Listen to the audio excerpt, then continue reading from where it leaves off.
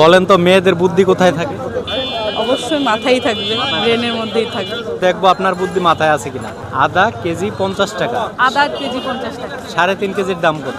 আধা কেজি নাকি আধা কেজি? আদা কেজি 50 টাকা, 3.5 কেজির দাম কত? কেজি 50 টাকা। আধা নাকি আদা? আমার এখানে বানানে দেখতে হবে।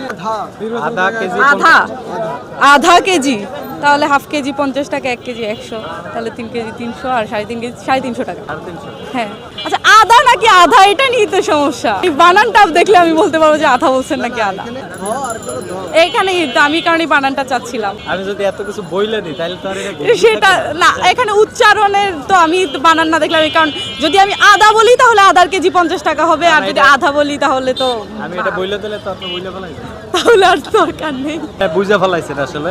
আবার আদা আদা আদা ও তাহলে আদার কেজি যদি 50 টাকা হয় তাহলে আপনার 3.5 কেজি হবে 150, আর হলো 25 টাকা 175। আচ্ছা, আপনার অ্যান্সারটা 100% রাইট অ্যান্সার। আপনার বুদ্ধি আসলে মাথায় আছে।